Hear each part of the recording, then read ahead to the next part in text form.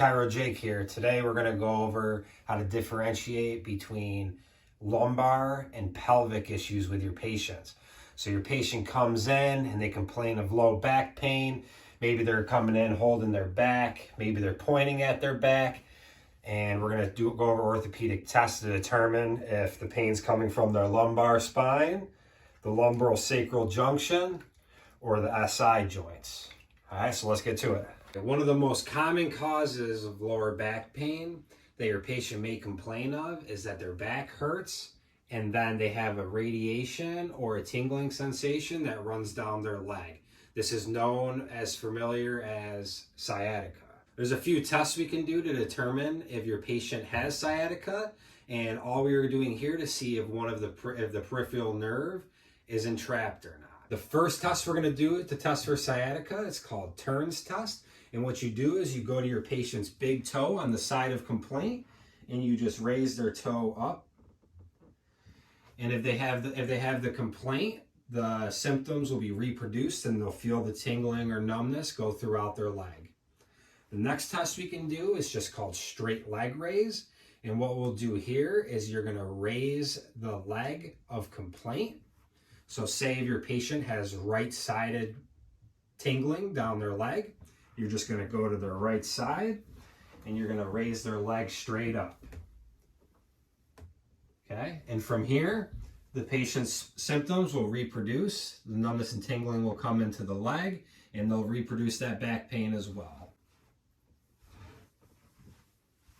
It's amazing that you can just cut it all up and stuff.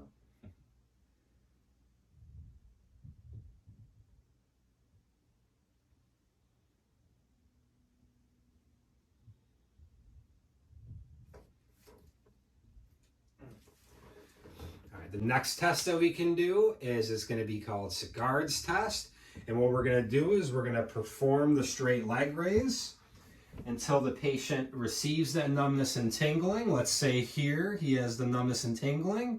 You're going to lower their leg slightly below that and you're just going to flex their foot towards their face. And then if the pain reproduces here, that's an indication of sciatic impingement once again. The next two tests we're going to do is how to differentiate if the back pain is the result of a herniated disc. We're going to try to differentiate between a lateral herniated disc and a medial herniated disc. To differentiate for a lateral herniated disc, we're going to do a test called Linder's. And here we're going to go to the patient's head. And we are just going to raise their head off the table and flex their head. If they have pain in the lower back that's reproduced, then that is an indication of a lateral disc herniation. Now, if we're going to test for a medial disc herniation, we're going to do a test called the well leg raise. The well leg raise is going to be just like the straight leg raise, except you're going to be on the opposite side of the complaint.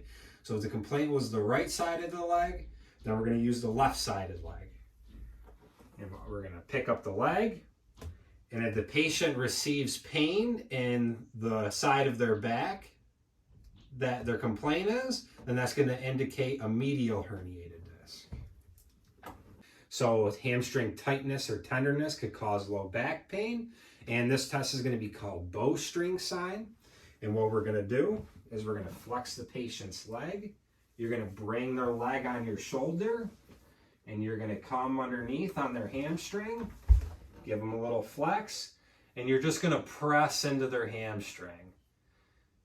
And here we're looking for some reproduction of any low back pain. And this is going to indicate hamstrings are the issue. And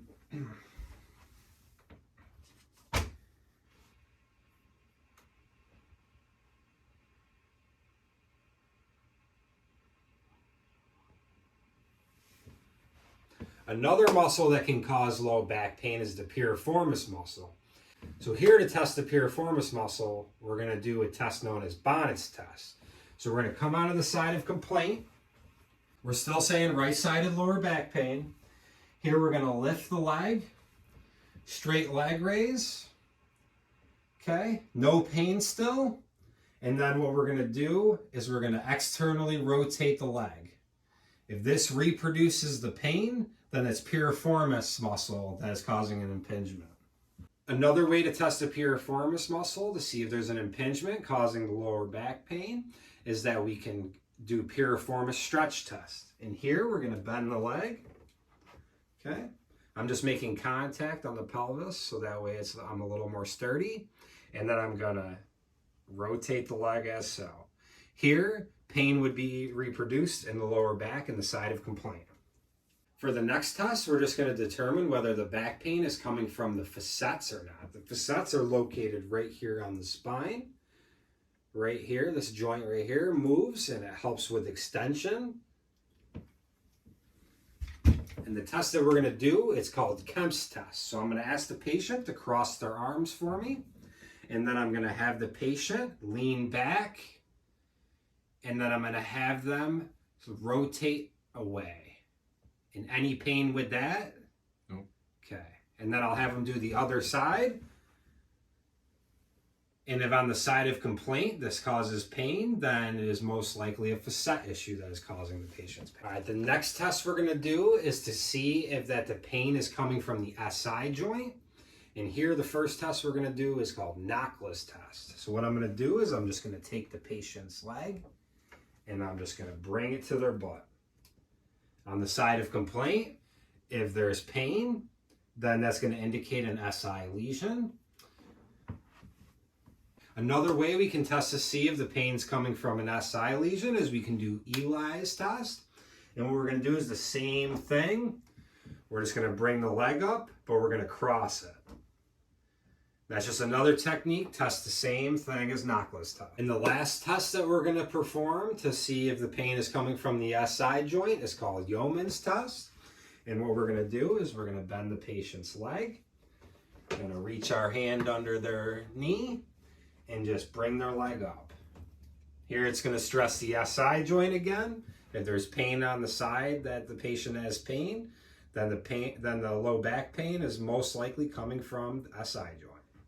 All right, guys, that was just a few ways to determine what's causing your patient's lower back pain. That way you can narrow things down and have treatment that's more specific for your patient. It can save you lots of time and help your patient out faster.